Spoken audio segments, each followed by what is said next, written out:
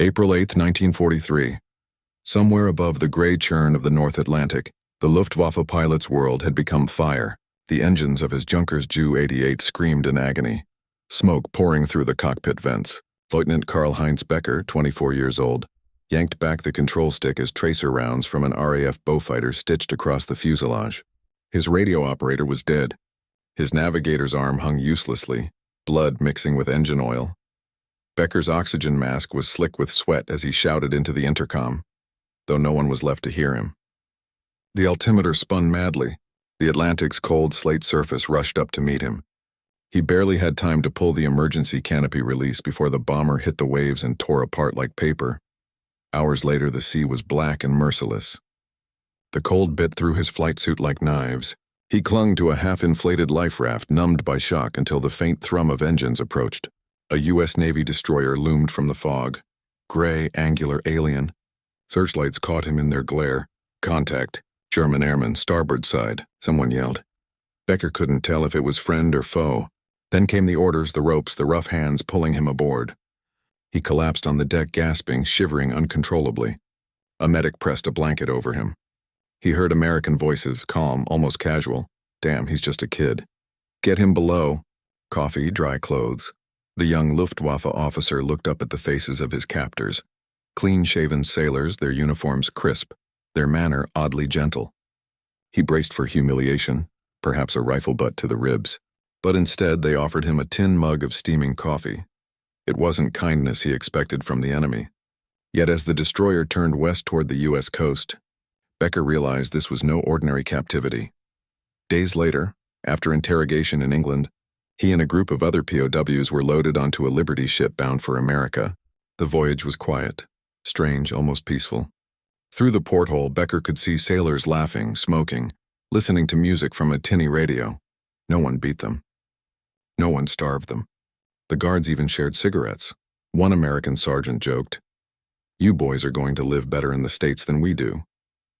Becker thought it was sarcasm. He was wrong. When they disembarked in Norfolk, Virginia, the warm air carried the scent of salt, diesel, and something else. Meat.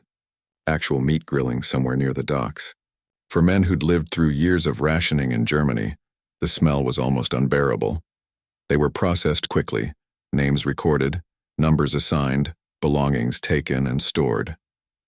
Trucks waited, painted with white stars, their beds lined with benches.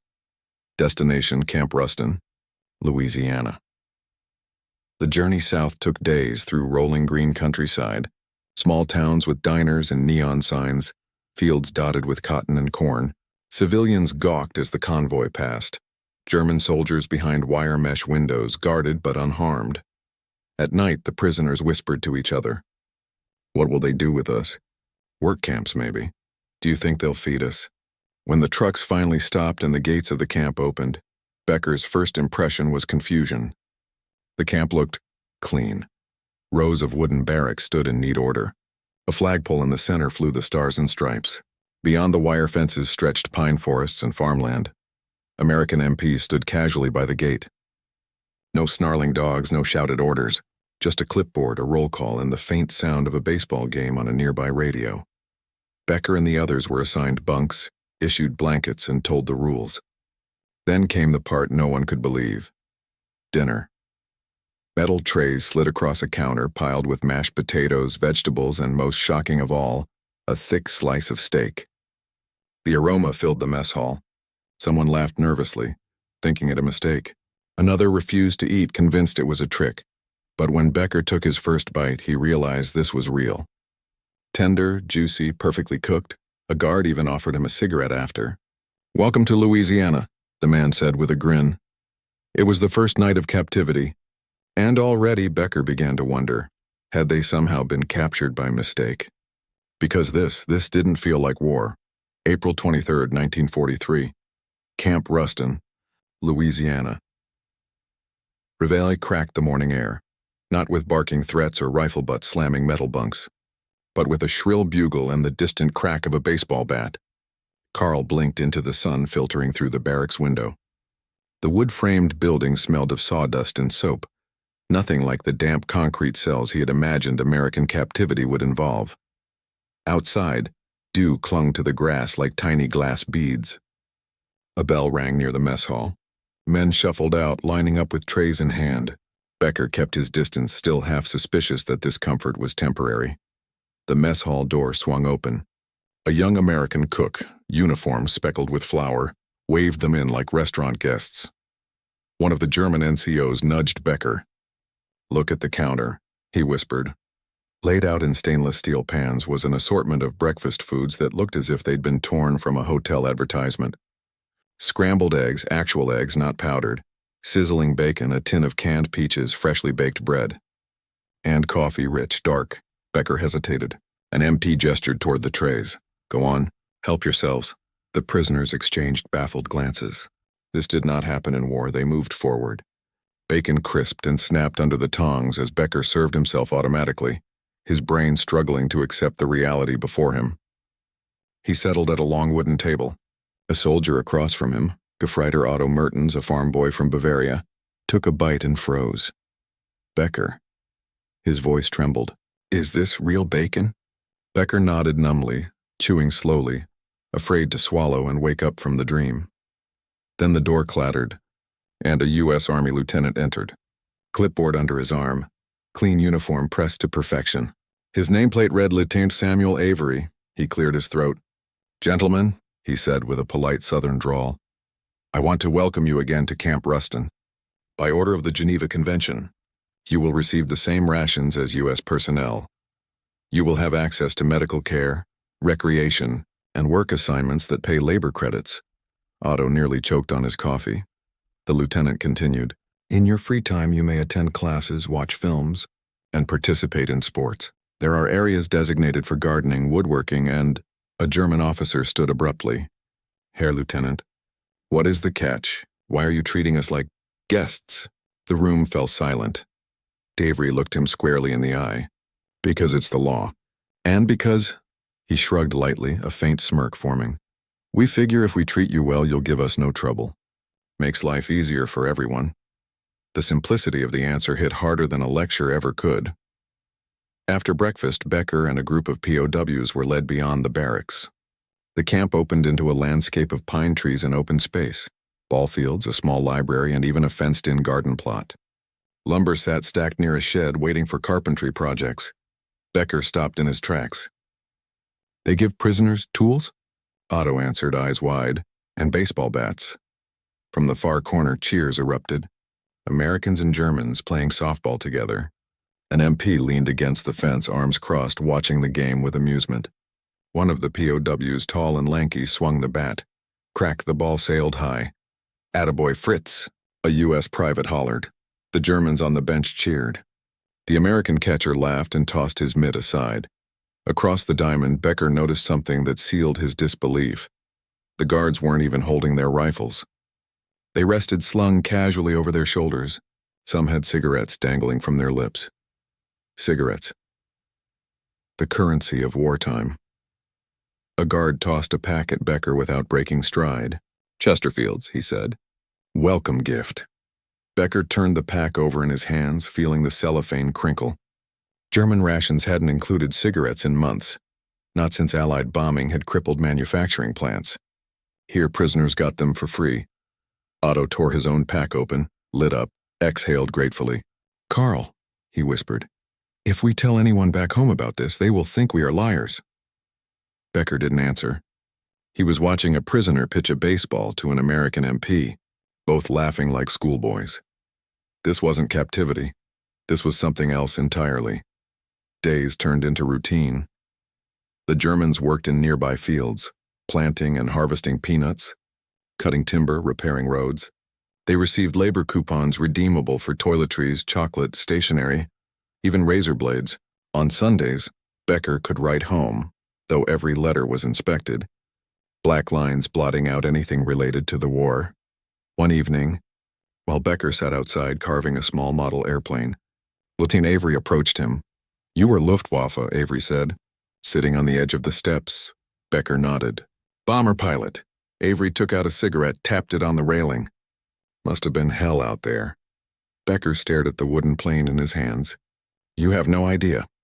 The lieutenant lit his cigarette, inhaled slowly. "Listen, He pointed toward the mess hall where prisoners laughed, smoke curling into the warm Louisiana night. War's not forever. Might as well get through it with your humanity intact. Becker didn't speak, but in that moment, something shifted inside him. The enemy wasn't what he thought. The war wasn't what he thought, and captivity, he realized, might teach him more about freedom than he had ever imagined. May 12, 1943. Camp Ruston, Louisiana.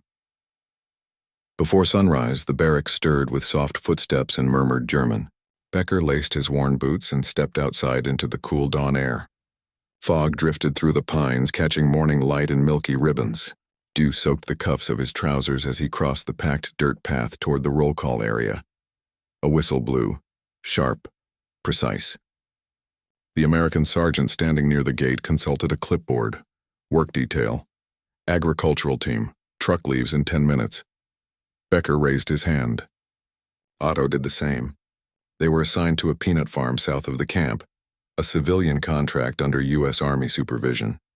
German POW labor was paid in tokens, not cash, but the reward was worth it. Tokens meant chocolate, shaving cream, postcards, and, most prized, cigarettes. They boarded a flatbed truck, its wooden slats smelling of hay and motor oil.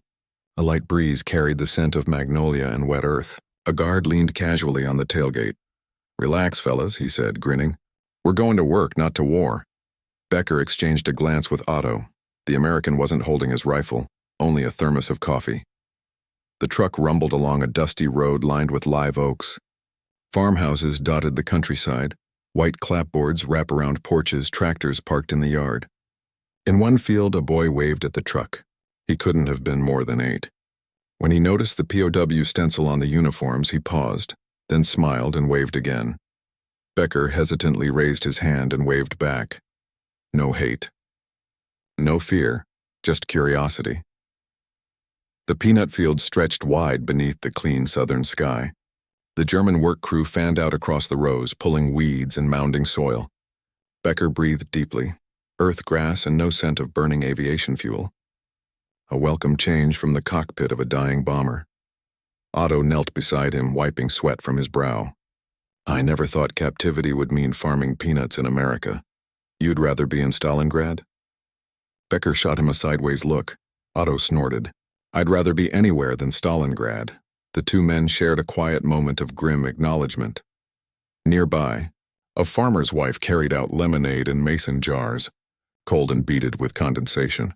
The guard called out, "Ma'am, regulations." "Oh, hush," she said, brushing him aside. "They're someone's boys, too." She handed Becker a jar. He hesitated. She insisted. The lemonade was cold, tart, and impossibly refreshing. Becker swallowed hard. In combat, the enemy was faceless. Here she wore an apron and handed him lemonade. Back at Camp Ruston, the afternoon brought something Becker had never seen in military captivity: free time. On the recreation field, German POWs and American guards once again faced off across the chalked white lines of a baseball diamond. Becker sat on the bleachers, wiping dirt from his hands, watching Otto stand nervously at home plate. A private from Wisconsin wound up and pitched. Fast. Crack. Otto connected, sending the ball arcing into left field. Germans on the bench roared to their feet. "Lauf, Otto, lauf!" Otto sprinted to first base, overshot it, skidded, stumbled, and kept going. Dust kicked up beneath his boots. The American outfielder scrambled for the ball. When Otto crossed home plate, wheezing and triumphant, the Germans mobbed him. The Americans laughed, clapping him on the back. Becker felt something swell in his chest, not triumph. Something else. Something dangerously close to belonging. That night, Becker sat at a small wooden desk in the library. The room smelled of paper, ink, and polished pine.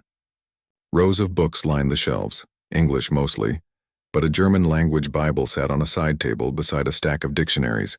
The Red Cross provided stationery. Becker dipped his pen in ink. "My dear mother, I am alive. I am healthy. You will not believe what I am about to write." He paused. Could he describe steak dinners? Baseball games? Lemonade on a farm in Louisiana? No. The censors would black it out, and even if they didn't, his mother would never believe it. So he wrote, "The Americans follow the Geneva Convention. I work outdoors. I am treated well, a simple truth that felt like a secret." He signed the letter and placed it face down on the desk. Before folding it, he added one more line, "Do not worry for me." Later that week, an incident tested the fragile trust within the camp. During evening roll call, a guard discovered a hand-carved wooden map hidden under a mattress, complete with fence measurements and gate locations, escape materials. Becker watched the MPs tense, rifles snapping to alert positions. Avery stormed into the barracks, jaw hard as steel. "Whose is this?" Silence. A corporal stepped forward. Heinrich Vogel, known troublemaker, former U-boat crewman. He met Avery's eyes without fear. Avery dismissed the guards. Just him and Vogel remained. "You planning to run?" Avery asked. Vogel lifted his chin. "It is a prisoner's duty to escape." "Maybe," Avery said quietly. "But where would you go?" "The nearest town? The locals are armed and don't like Nazis much. You'll starve or you'll be shot." Vogel said nothing. Avery handed him the map. "If you want to escape, escape. Just don't drag others into it."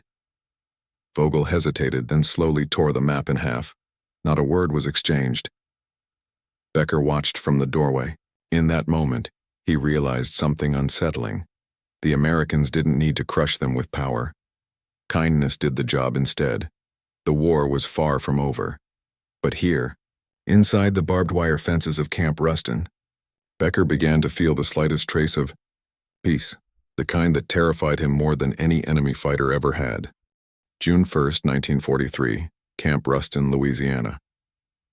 The afternoon heat rose thick and heavy over the camp, cicadas droning like static, their endless song. Becker wrung water from a damp cloth and wiped the sweat from the back of his neck. He'd spent the morning sorting lumber in the carpentry shed, sanding planks smooth while music played from a phonograph in the corner. Glenn Miller. Moonlight Serenade. The melody drifted through the open windows, smooth, soft, distinctly American. Becker leaned against the workbench, watching a group of Germans build a picnic table using tools they weren't technically supposed to have. Saws, hammers, even a small hand drill. Otto whistled along with the tunes, tapping nails into the table. "Back home," he said, "we could be shot for sitting near a radio without permission." Becker raised a brow. "Here, they give us power tools and a soundtrack." Across the shed, Corporal Dieter Lang, once a loyal Hitler youth leader, watched Becker with narrowed eyes. Lang had not adjusted to captivity. He prowled like a caged animal, looking for rules to enforce, authority to reclaim. His whispers carried in corners, claims of German superiority, of the eventual Nazi victory. Becker ignored him. He'd begun to recognize propaganda when he heard it.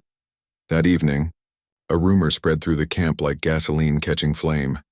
Steak in the mess hall again. The Germans lined up outside, trays in hand. Becker expected ration cuts. Surely the U.S. Army wouldn't keep feeding prisoners prime meat. Yet when the stainless steel food tray slid over the counter, there it was. A thick seared steak, mashed potatoes, buttered carrots, and beside the tray, what made their jaws drop, 2 cigarettes. An MP behind the counter smirked. "Geneva Convention, boys. Same rations as us." Otto stared at his plate as if it might dissolve. A murmur rippled through the line. American civilians weren't getting this well fed.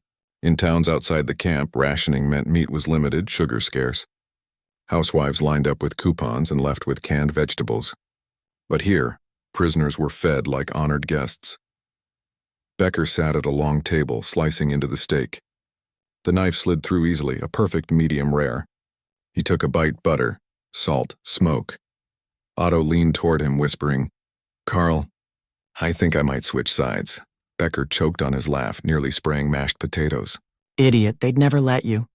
"Fine," Otto said, waving his fork dramatically. "But if America wants to adopt me, I will not fight it." Becker smiled.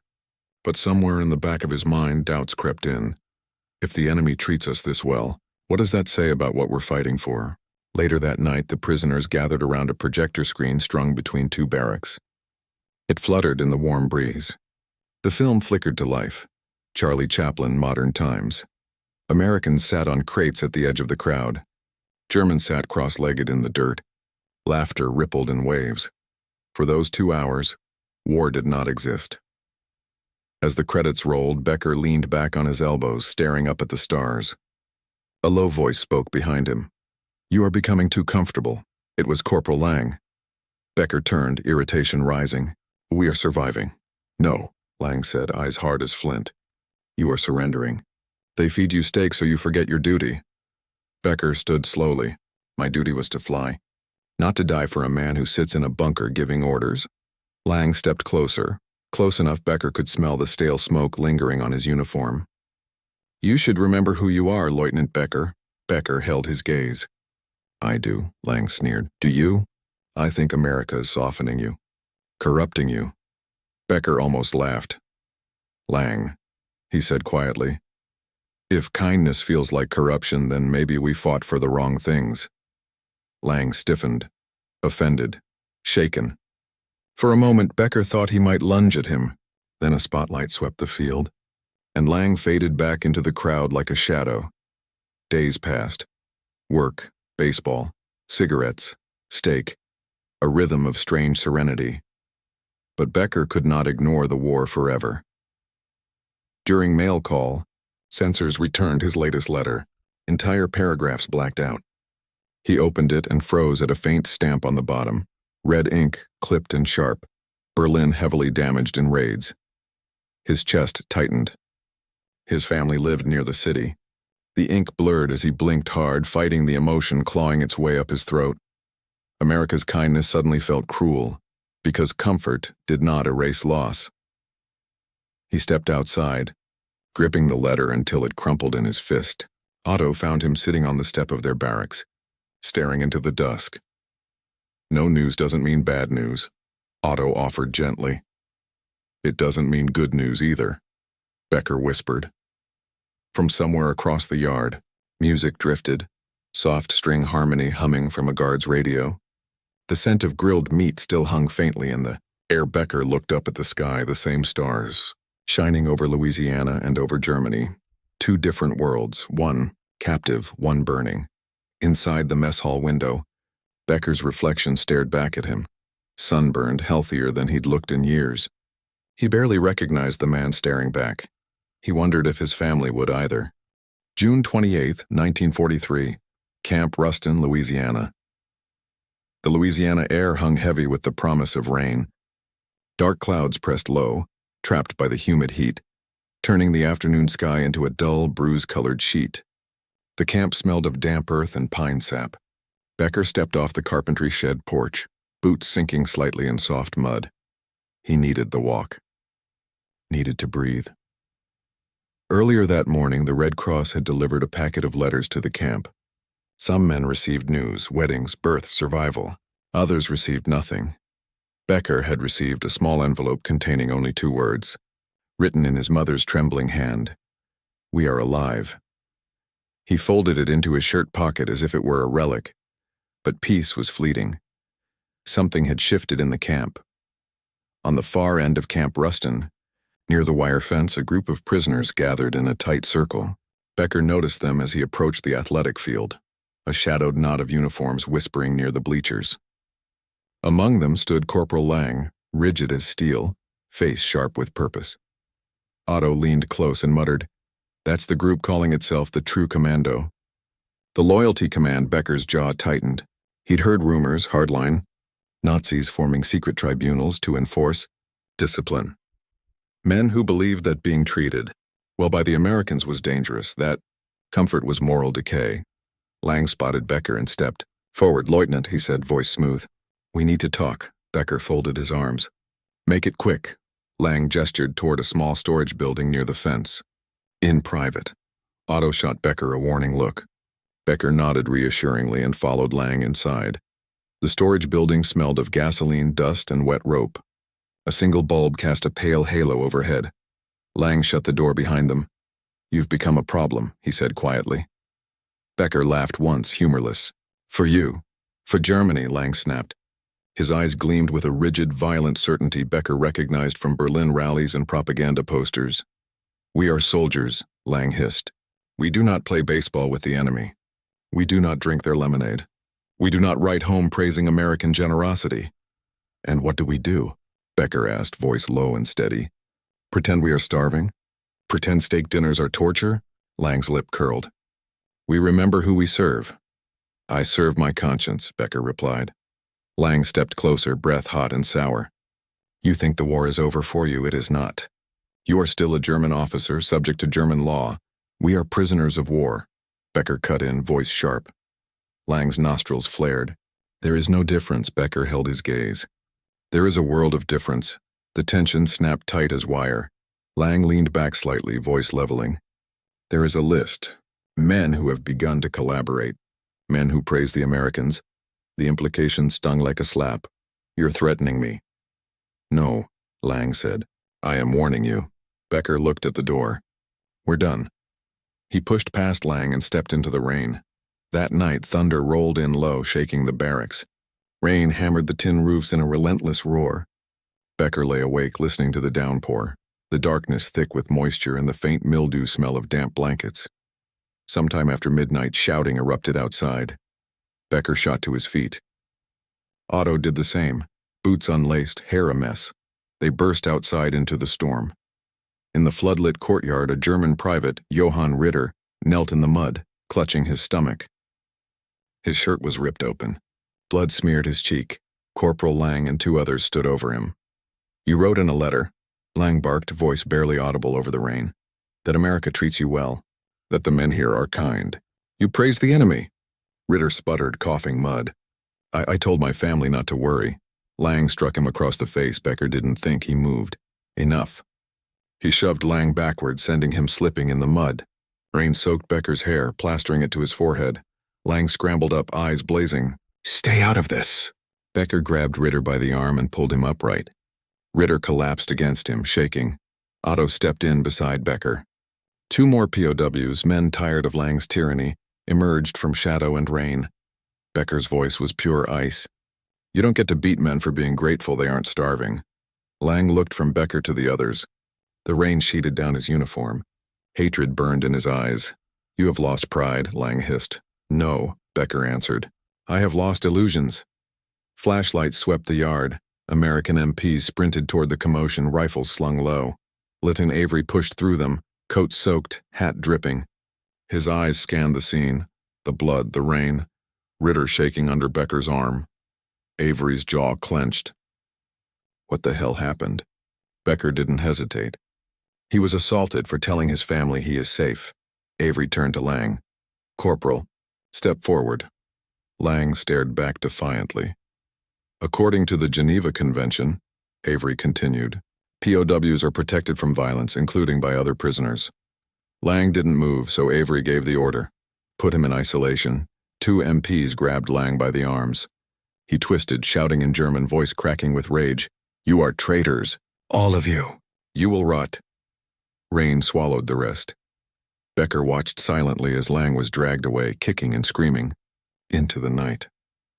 The courtyard emptied. The rain slowed. Becker and Otto walked Ritter back to the barracks, supporting him on each side. Ritter's voice was barely a whisper. Why did you help me?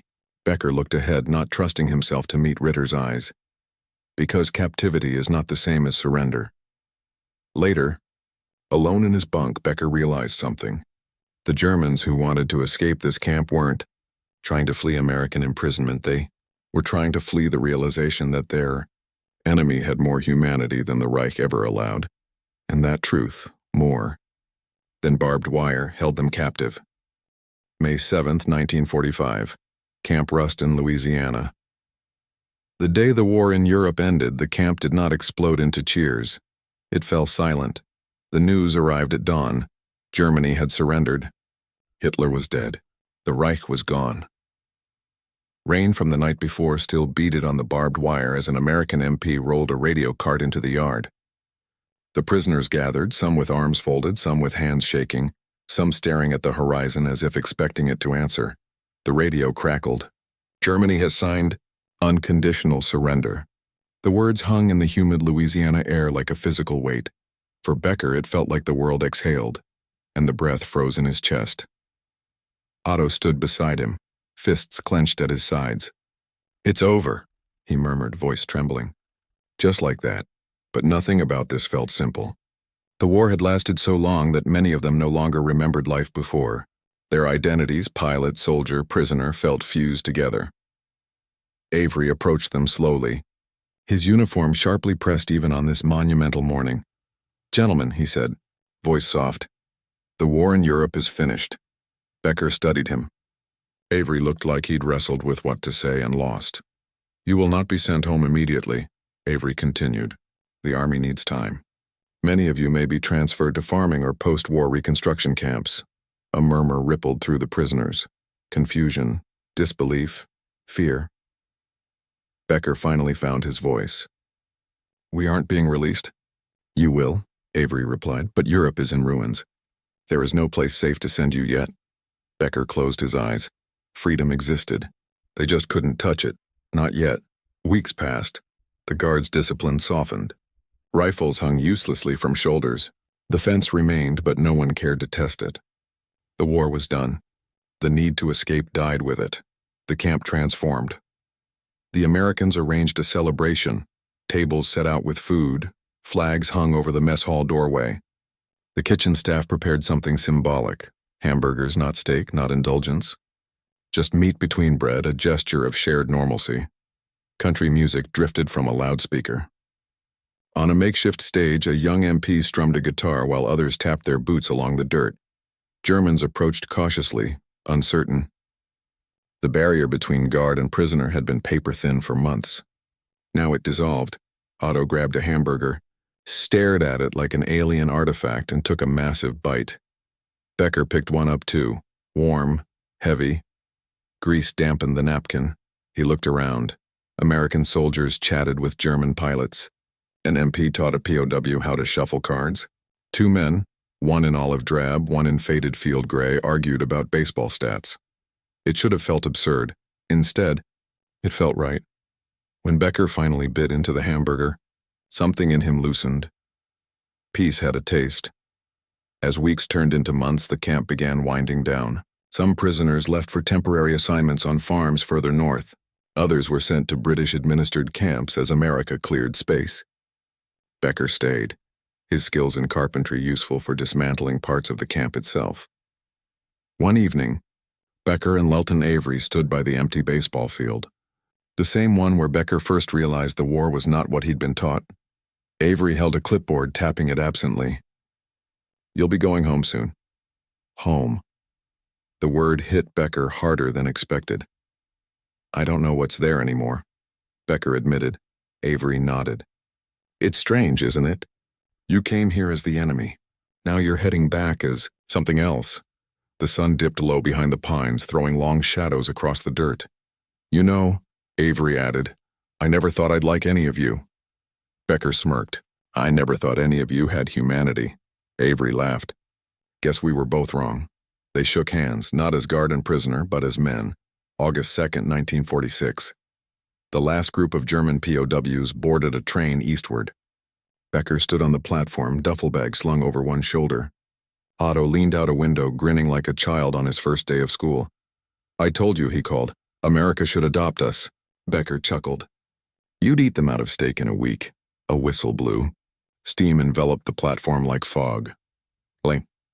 Avery approached, offering Becker a final envelope. "From the Red Cross, travel documents." And he hesitated, then reached into his pocket. "This." He pressed something into Becker's hand. A baseball.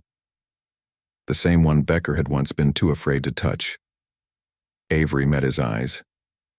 "So you don't forget we were human too." Emotion built in Becker's throat. He managed a rough nod. "I won't," he whispered. The train lurched forward. As Camp Ruston receded into the distance, Becker rested his forehead against the cool window pane. The barbed wire, the guard towers, the ball field, they blurred into memory. He thought of steak dinners, of letters home, of rain-soaked fights and quiet revelations. He thought of the enemy who fed him, the friend who warned him, and the fence that kept them apart and yet connected. War had taught him how to fly. Captivity taught him how to live.